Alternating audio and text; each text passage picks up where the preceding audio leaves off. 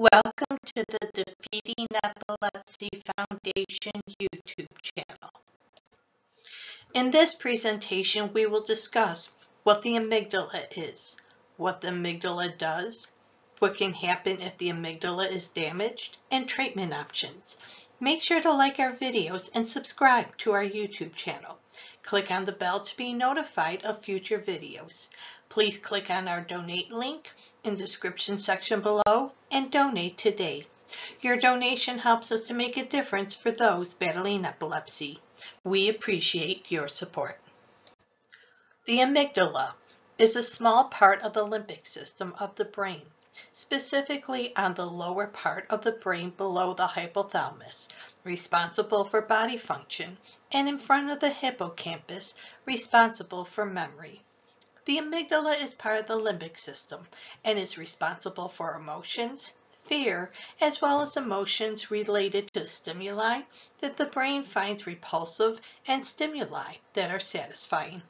Emotions consist of behavior, impulse, and learning such as decision-making, attention, and memory.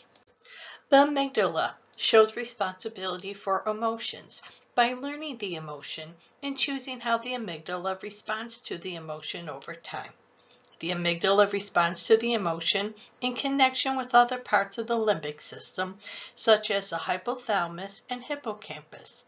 The amygdala can lose emotion over time and may become a different emotion. The amygdala shows responsibility for emotions by connecting them to a memory. These include positive and negative emotions.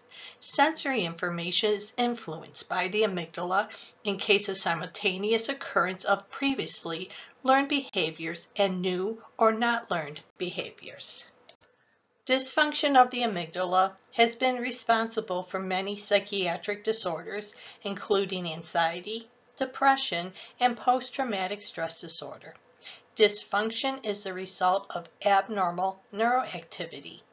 Examining neural activity in individuals with damage to the amygdala shows a reduction in trying to elicit responses and neural feedback, whereas people without trauma to the amygdala show no reduction. The reduction in neural activity is dangerous due to the individual cannot respond appropriately to a purposeful threat or attack from someone. Additionally, amygdala dysfunction can cause inappropriate attribution and alertness of emotions. Damage to the amygdala can cause increased levels of fear compared to subjects without injury. Individuals seem to feel fear in abnormally fearful situations, whether conditioned or new. Damage to the amygdala may contribute to causing Alzheimer's disease and other neurodegenerative diseases.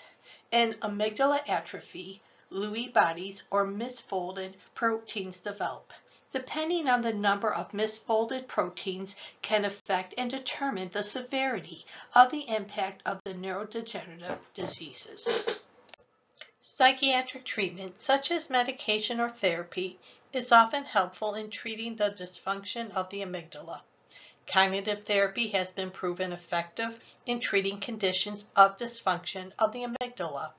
In the article, Imipramine and Olanzapine block APOE4, catalyze polymerization of AB and show evidence of improving Alzheimer's disease cognition. Medications such as imipramine and olanzapine showed positive effects in helping to reduce Alzheimer's disease. Laser interstitial thermal therapy is a surgical technique that has shown some effectiveness in treating damage to the amygdala. Research, however, has also shown relapse or causal development of damages. Studies have shown LIT to be effective for patients with PTSD for up to 1 year. Some patients relapsed with symptoms showing within weeks, months, or in some cases years. In conclusion, the amygdala is part of the brain that is responsible for emotional regulation, such as fear. Dysfunction of the amygdala can lead to a lack of response to stimuli and psychological disorders. It can also lead to Alzheimer's disease and other dementia-related diseases. to treat dysfunctions in the amygdala. Psychiatric treatment, specifically imipramine and cognitive therapy, have been proven to be helpful. Laser interstitial thermal therapy has been significant in therapies treating dysfunctions of the amygdala, such as amygdala ablation for post-traumatic stress disorder and Alzheimer's disease. To learn more about the amygdala, please check out the resources used in the presentation today. Please like and subscribe to our YouTube channel and follow us on our social media pages. We would love to hear from you. Leave a comment below or email us at info@defeatingepilepsy.org. Thank you for your support, and together we will defeat epilepsy.